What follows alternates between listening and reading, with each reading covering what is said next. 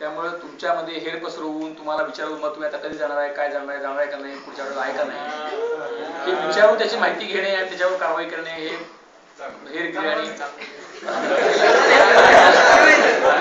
चांगलं नाही. पण त्याच वेळी जी गोष्ट धडधडीतपणे आपल्या डोळ्यासमोर आलेली आहे तसा कुठलाही उद्देश बाळगून तिथं गेलेला नसताना म्हणजे क्लासरूम माझ्या लेखा माझं लेक्चर नाही आहे, मी तरी ऐकत बसलोय,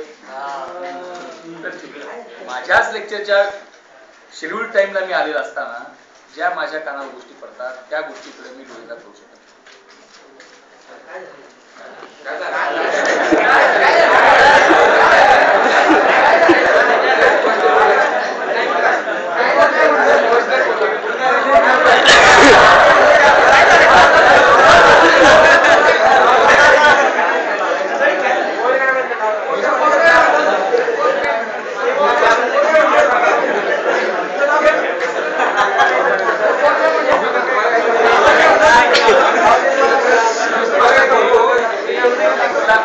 कुठलाही अर्थ दाखवण्याला कारण नाही. मी स्पष्टपणे बोलतो की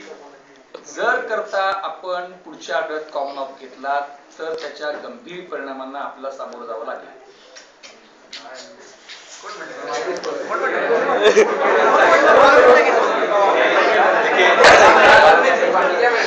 परिणामांची कल्पना न देता तुम्हाला अंधारात ठेवून थेट ऍक्शन घेणे हे सुद्धा योग्य आहे. त्यामुळं आता जर करता इतर वर्गाने काय केलं ते गेले का गेले नाही हा गोष्ट वेगळी, पण तुम्ही जर करता कॉमन ऑफ घेतला तर त्याचे अतिशय गंभीर परिणाम तुम्हाला भोगावे लागतील. त्याचा सगळ्यात पहिला परिणाम आर्थिक दंड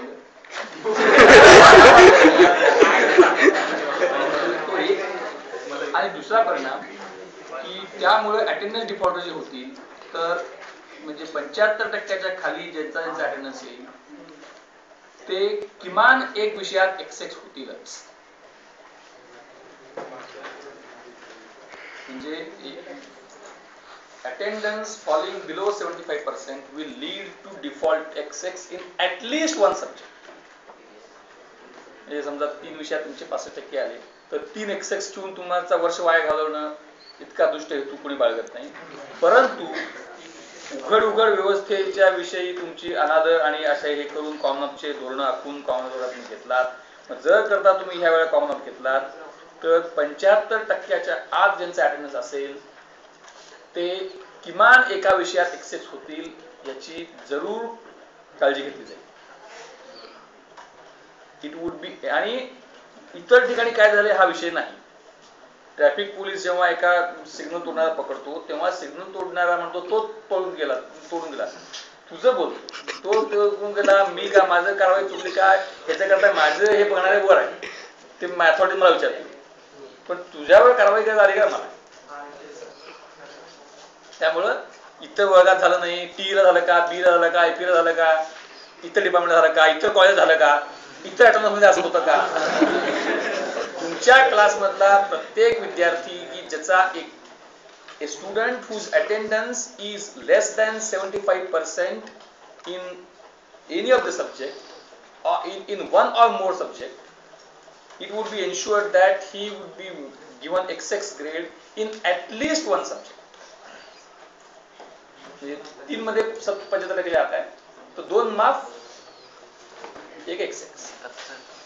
एकाला ते 1 एक्सेस मोर दॅन 1 असेल तर म्हणजे माफी ही कुठपर्यंत माफी की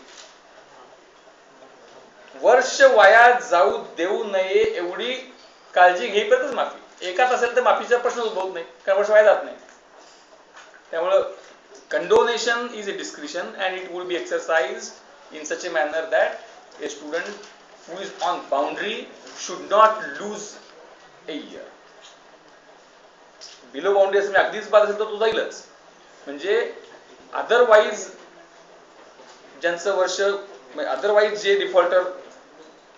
हे झाले नसते अशा बाउंड्री केसच्या बाबतीमध्ये माफी दिली जाईल त्यांना कुठपर्यंत वर्ष वाया जाणं एवढपर्यंत. म्हणजे कसं झालं आणि हे जर का असं आहे की याचे आता आणि विषयाची परीक्षा जर का आपल्याला पाहायची असेल तर आपण जरूर ते चाकून पाहू शकता. आणि ते जर असेल तर आता म्हणजे हे लेक्चर संपल्यानंतर किंवा आत्ता इथूनच तोही तुम्हाला हे आहे किंवा बघायचं आहे मला आत्ता इथनं सगळे जावा तुम्ही बघायचं ना मी समोर घेतो ना ह्यात काय नाही नाहीच आहे काय होणार नाही मला म्हणजे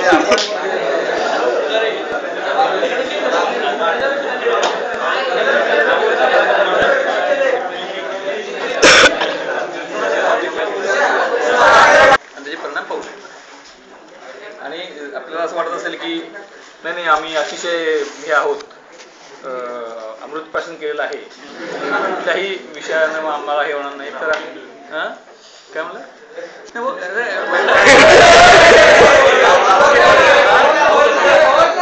अर्ध केलं राहू तू काय त्यामुळे तुझ्या राहील काय राहील मी म्हणणार नाही म्हणजे राहू की तुझी कशी अवस्था झालेली मिळेल नाही आहेत ते मारायच नाही आपलं काय करायचं नाही डीसी करायचं नाही आहे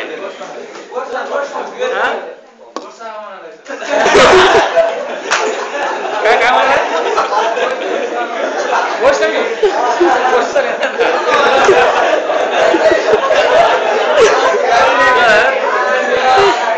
म्हणजे आपल्याला विषय प्राशनानं काही होण्याची खात्री असेल ते मी आपल्याला एकच सांगू इच्छितो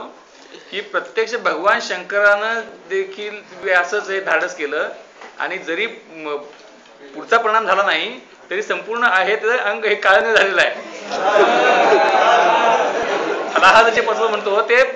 पचव पण तसं हे झालेलं नाही प्रचंड परिणाम होऊन ते फक्त विथस्टँड झालेलं आहे म्हणजे he could withstand even Lord Shiva could withstand the poison but at a very high cost तसं आपल्यापैकी आपण जर काय परीक्षा घ्यायची असेल तर एक्सेसचा काय परिणाम होतो तर तुमचा MSc ISC वाईपवर होतो त्या पहिल्या एक्झामला बसता येत नाही री एक्झामला तुम्ही फक्त 100% एक्झाम बसू शकता आणि मॅक्सिमम ग्रेड DD मिळते त्यामध्ये मॅक्सिमम ग्रेड DD मिळते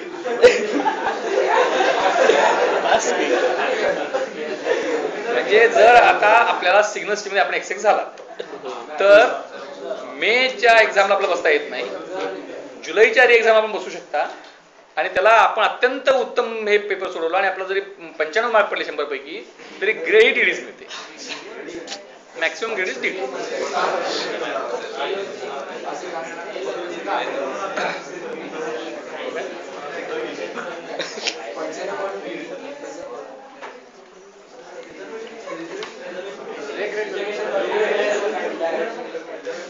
कुठलं okay let us do one thing कुठलं केलं रिझर्वेशन आपण ट्रेन एक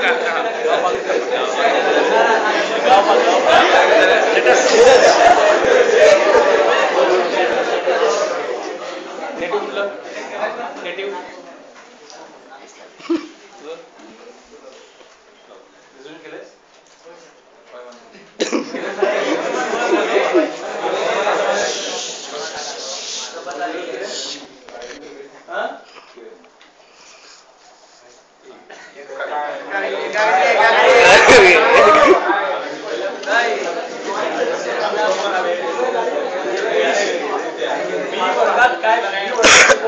हे आपण मला शिकवायची गरज